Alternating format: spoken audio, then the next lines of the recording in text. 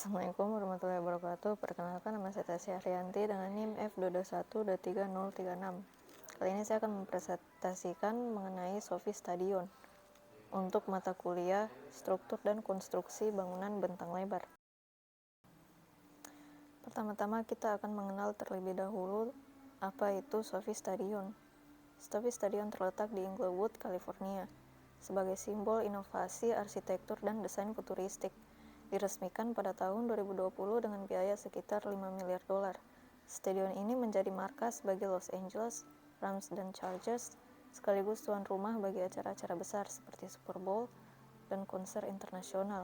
Dirancang oleh firma arsitektur HKS, Sophie Stadium menawarkan konsep multifungsi yang menggabungkan teknologi mutakhir, keberlanjutan, dan estetika yang memukau.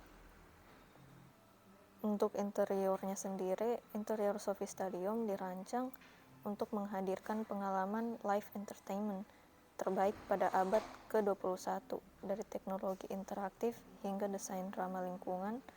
Setiap detail memperlihatkan harmoni antara fungsionalitas, kemewahan, dan inovasi. Stadion ini tidak hanya menjadi tempat olahraga, tetapi juga ikon budaya, pop, dan hiburan global. Untuk arsitekturnya dirancang oleh HKS sendiri, dan Sophie Stadium di Inglewood, California menggabungkan teknologi futuristik, keberlanjutan, dan fleksibilitas. Beberapa kelebihan pada Sophie Stadium ini sendiri dilengkapi Wi-Fi 5G, aplikasi interaktif untuk penonton, dan sistem pencahayaan LED yang bisa menyesuaikan suasana acara. Lalu danau buatan dengan air terjun mengelilingi stadion menciptakan pemandangan menenangkan sekaligus berfungsi sebagai sistem pendingin alami. Taman hijau dan jalur pejalan kaki terintegrasi dengan kompleks hiburan sekitarnya. Meski memiliki atap, stadion dirancang sebagai ruang terbuka dengan pemandangan langit, menghadirkan pengalaman outdoor yang nyaman. Lalu dinding kaca di sekelilingnya memperkuat konsep ini. Sophie Stadium sendiri meraih sertifikasi LEED Gold berkat penggunaan material daur ulang, sistem pengolahan air hujan, dan panel surya yang mengurangi jejak karbon. Desain atapnya juga meminimalkan penggunaan energi untuk pencahayaan siang hari. Untuk strukturnya menggunakan kabel net. Kabel net adalah struktur tarik murni yang menggunakan jaringan kabel baja bertegangan tinggi untuk menopang beban. Kabel-kabel ini disusun dalam pola grid atau biasanya radial atau ortogonal dan diikat ke elemen struktural lain seperti cincin kompresi, compression ring, atau cincin tegangan atau tension ring. Pada Sophie Stadium, sistem ini dirancang untuk menahan berat atap itu sendiri, beban mati, menahan beban dinamis seperti angin, gempa, dan salju, dan memberikan fleksibilitas untuk menyerap pergerakan struktural tanpa retak. Kabel net itu sendiri menggunakan material kabel baja berkekuatan tinggi atau high tensile steel dengan lapisan anti korosi. Polanya grid radial yang memancar dari pusat atap ke tepi luar menciptakan permukaan melengkung yang stabil. Fungsinya kabel-kabel ini bertindak sebagai tulang yang menopang seluruh atap. Mereka ditegangkan atau pretension untuk memastikan kekakuan dan mencegah lendutan berlebihan. Cara kerja struktur kabel: yang pertama, distribusi beban atap, berat sendiri, angin, atau salju diteruskan ke jaringan kabel. Kabel mengalirkan beban ini sebagai gaya tarik ke cincin tegangan di tepi stadion. Cincin tegangan kemudian mentransfer beban ke kolom dan fondasi struktur.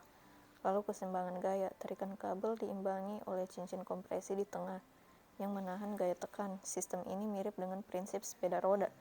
Roda dengan jari-jari kabel yang ditegangkan. Kabel menarik keluar sementara cincin kompresi menahan tekanan ke dalam.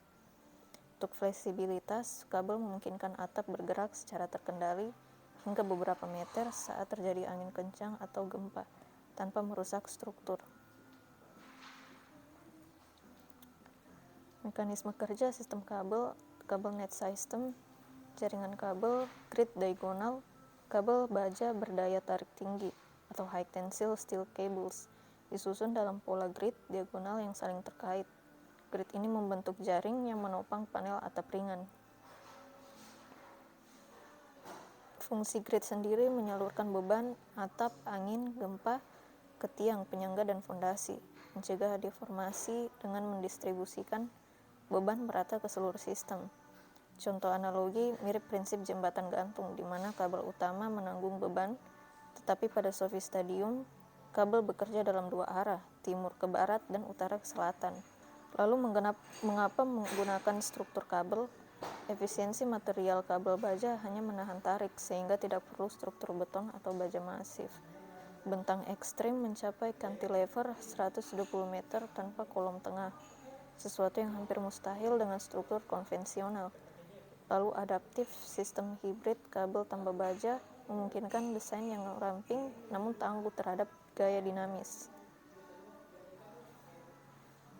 Dengan kombinasi teknologi ini, sofistadium tidak hanya menjadi ikon arsitektur, tetapi juga contoh sempurna bagaimana struktur kabel bisa menjawab tantangan teknis bentang lebar di era modern. Untuk kesimpulannya sendiri, struktur kabel pada sofistadium memungkinkan pembuatan atap spektakuler dengan bentang 298 meter tanpa kolom tengah, mengandalkan jaringan kabel baja bertegangan tinggi atau kabel net yang efisien, ringan, dan kuat. Sistem ini menopang beban dinamis, angin gempa, serta layar raksasa 2.200 ton di pusat atap, sambil memaksimalkan fleksibilitas untuk menyerap pergerakan struktural. Dengan material ringan seperti TFE dan desain dual roof, kabel net tambah kanopi transparan, stadion mencapai estetika futuristik, keberlanjutan, dan perlindungan cuaca. Struktur ini menggabungkan rekayasa presisi, inovasi material, dan adaptasi lingkungan, termasuk zonasi gempa California, menciptakan ruang tribun terbuka yang aman, fungsional, dan ikonik sebagai contoh terdepan arsitektur bentang lebar modern. Itu saja yang bisa saya sampaikan pada presentasi kali ini. Lebih dan kurangnya saya mohon maaf. Wassalamualaikum warahmatullahi wabarakatuh.